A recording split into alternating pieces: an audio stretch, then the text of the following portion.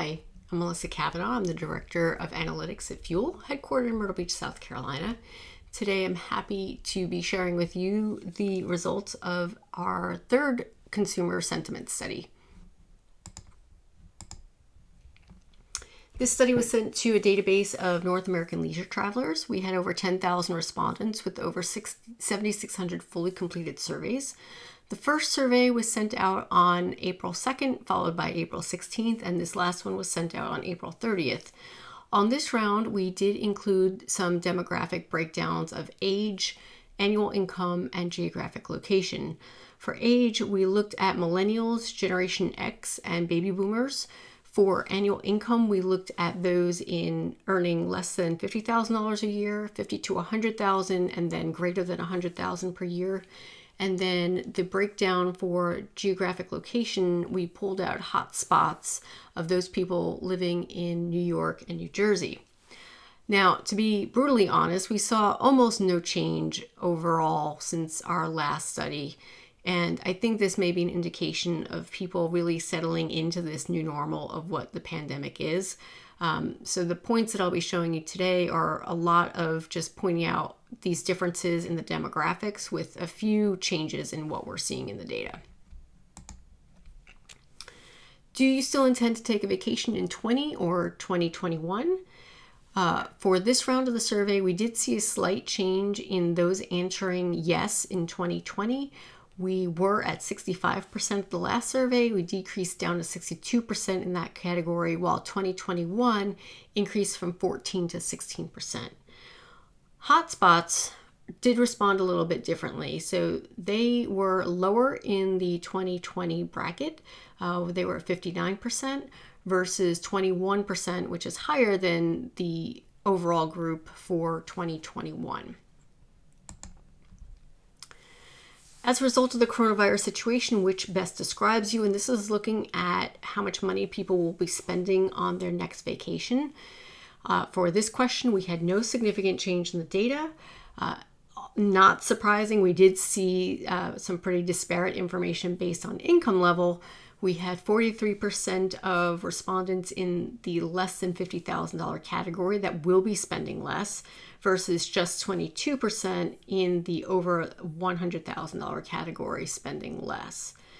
More of interest really is looking at this by age, where we saw millennials at 36% that will be spending less on their next vacation versus 28% of baby boomers.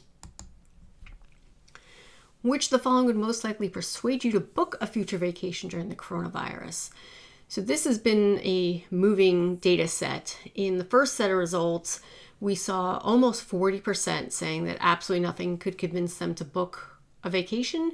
On our last round, that dropped drastically down to 29%. And we did drop again just a little bit down to 27% in this round. So that's encouraging good news that people are starting to, feel confident about being ready to travel. Now, looking at this by age, we did have 71% of millennials voting that flexibility was important to them, compared to 61% overall. Also interesting is looking at those who could not be persuaded to travel. Only 16% of millennials said that versus 32% of boomers. And what was surprising not to see was, from an income level standpoint, those choosing not to be persuaded had no difference, nor did discounts have any difference. During the outbreak, I would like to hear from hotels on the following topics. To me, this is the most shocking response of all the questions we asked, because the number one response now is what the property is doing to protect guests. So it has taken over the number one spot, which used to be packages and specials. It has gone from 53% of respondents up to 58%, and packages has remained steady at 55%. How soon after restrictions are lifted will you be willing to make the following trips? So we've got this broken down by how long in terms of time out, and then distance from your home, from closest in, staying at a hotel in my local area, to driving up to 2 hours, 6 hours, 10 hours, and then flying.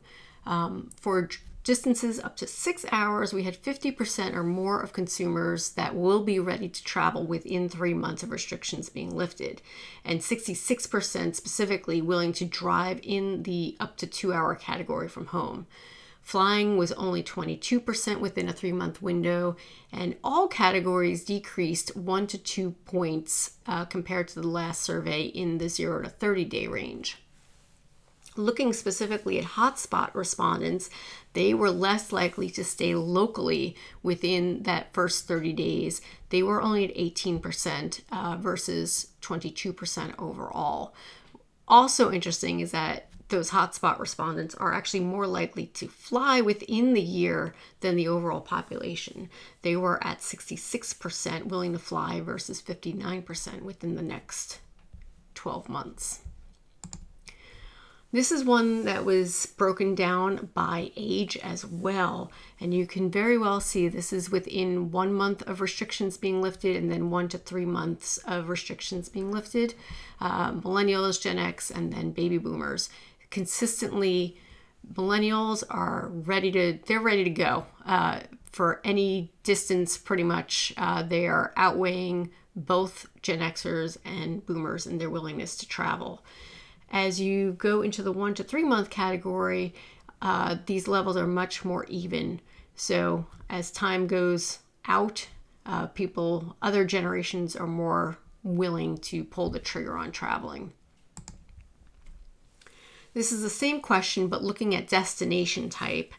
So we start off with beach destination, somewhere in nature and small town, and then we move on to more congested, highly populated, high-touch areas, major city, ski destination, theme parks, and foreign countries.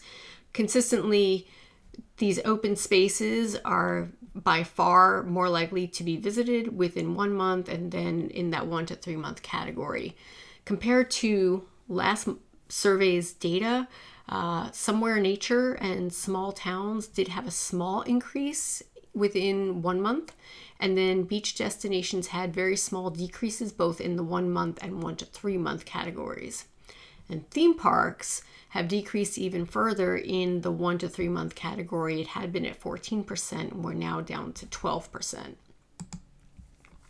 Looking at this by age again, very similar to what we saw in the last question. Millennials, they're much more willing to pull the trigger on traveling within 30 days across all destinations. If we look at the 1 to 3 month category, you start to see in the open areas, this is much more even, but as we are looking at the sort of more risky, more densely populated, high-touch areas, you'll start to see that discrepancy again between the generations. How much do you intend to spend, or how do you intend to spend your stimulus check? We didn't see a lot of change in the data here. We saw a slight increase in people paying their bills, 41% up to 43%. Savings decreased just a little bit. Since they did have a category to say, I do not qualify for the stimulus check, looking at this from an income level, not surprising. Obviously, the $100,000 or more category did choose that more than the other two income levels. But what was surprising is that there was no substantial difference in the income brackets in their willingness to spend money on their vacation, which is last year overall, it's under 10%, and it was under 10% for even those with over $100,000 in income. That is all that I have for this round. If you have any questions, I'm happy to answer them. You can email me at mkavanagh@fueltravel.com. I would encourage you to visit the website and take a look at the full study. There's certainly a lot more information there. And until then, we'll be doing another round of surveys in another 2 weeks, and I look forward to talking to you then.